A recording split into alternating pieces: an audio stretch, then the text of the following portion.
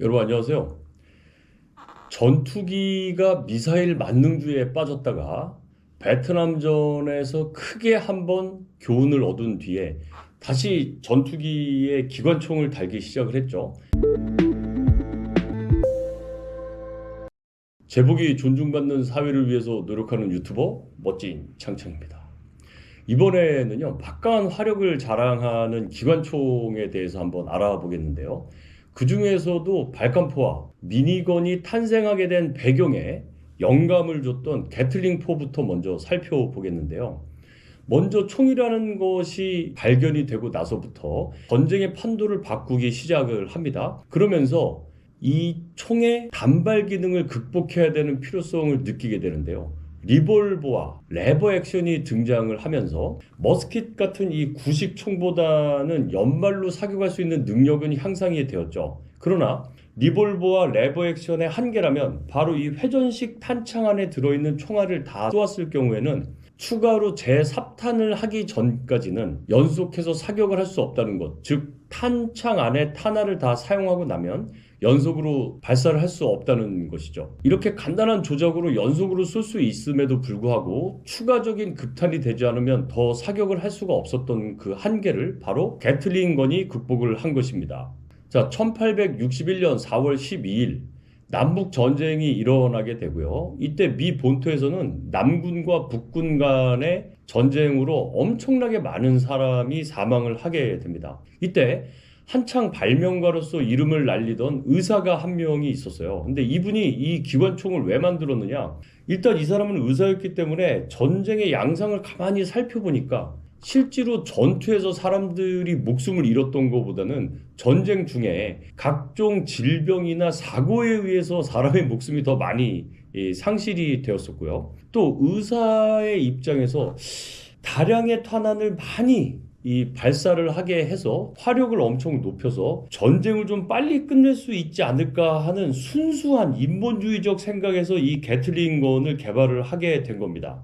그래서 이 게틀링이라는 의사는요, 한 명이 수십 명의 몫을 다 해서 한다면 전쟁터에 나가는 사람의 수를 줄일 수가 있고, 이 전쟁터에 나가는 사람의 수가 줄어들면 군인들의 인명 손실이 줄어들지 않겠느냐 라고 해서 당시 종잡 파종기 구조에서 영감을 얻어서 이 손잡이를 돌리면 분당 2, 300발이 발사되도록 하는 신무기를 개발을 했죠. 그 사람의 이름은 리처드 조던 게틀링이었는데요. 바로 이 무기에 자신의 이름을 붙여서 게틀링건이라고 불렀습니다.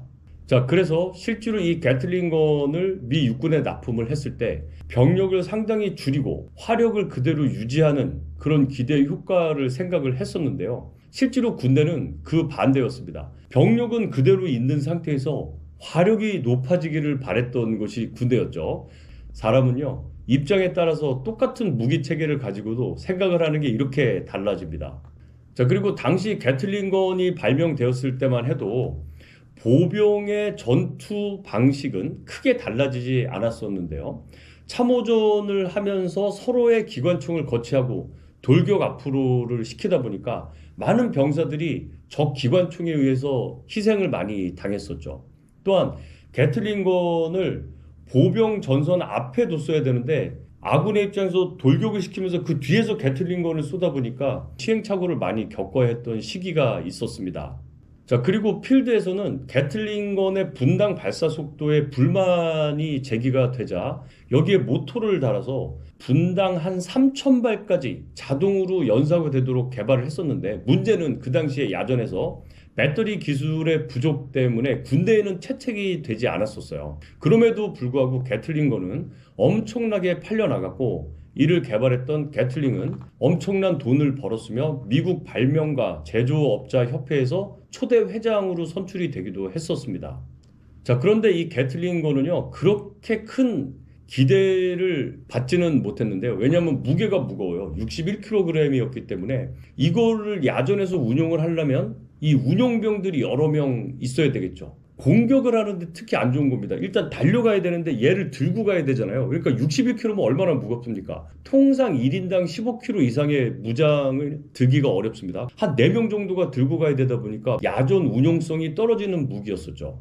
자, 그렇게 해서 2차 대전이 끝날 무렵에 이 게틀링건의 필요성은 서서히 줄어들게 되는데요. 이게 갑자기 게틀링건의 원리가 다시 주목을 받기 시작을 합니다. 그 이유는요, 바로 제트기가 발명이 되면서부터인데요. 이제 제트기 대 제트기가 공중전을 하다 보니까 문제는 과거의 기관포의 연사 속도로는 적 전투기를 요격하기가 어려운 상황에 있는 거죠. 너무 빠르게 가기 때문에 분당 발사 속도가 느리면 그 사이에 적기를 못 맞출 수가 있는 거예요. 그래서 이때 미 공군은 뛰어난 연사 속도와 함께 이 탄이 째밍이 걸리지 않도록 신뢰성을 보장하는 이런 무기를 원했는데, 이때 제네럴 일렉트릭에서 게틀링건의 전기 모터를 달았던 기관총의 영감을 얻어가지고 이 발칸 프로젝트를 시작합니다. 그래서 분당 7,200발을 발사할 수 있는 이 프로젝트를 유럽하고 공동으로 실시를 했고요.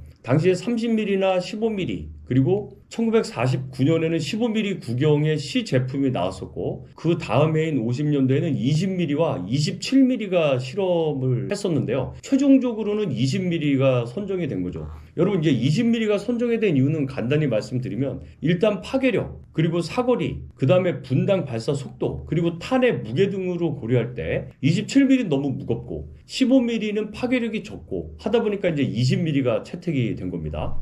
결국 이때 개발된 20mm 발칸포는요, 미국 전투기의 표준 무장이 되었죠. 이 공대공 임무에서는 이 20mm가 표준일 뿐만이 아니라 지상에서도 대공용으로 쓰는 우리 지대공 그 발칸포 있잖아요. 제가 발칸포 포대장도 했었는데 바로 이 지대공 발칸포도 성능을 발휘하기 시작을 했습니다. 1960년대 미군은 베트남전에 투입할 수 있는 비슷한 무기를 원한 거예요. 그래서 헬기에 거치했던 기존의 이제 HMG 캐리발 50 같은 걸 쐈는데 가장 문제가 뭐냐면 탄 째밍이 걸리는 겁니다. 탄띠가 걸리는 일이 종종 일어났던 거예요. 어떻게 해결할 수 없겠느냐 하다가 발칸포의 원리를 그대로 이용해서 20mm는 지상에서 쓰기엔 화력이 너무 세고 무겁고 이동이 어려우니까 지상군에 적합한 기관총을 한번 개발해보자 라고 해서 나온 게 탄을 7.62mm로 쓰는 이 미니건을 만들게 된 겁니다. 기존 기관총은 탄 걸림과 과열이 심각한 문제였는데요. 이제 개발된 미니건은 분당 6,000발의 탄환을 쏟아내면서도 탄 걸림도 없고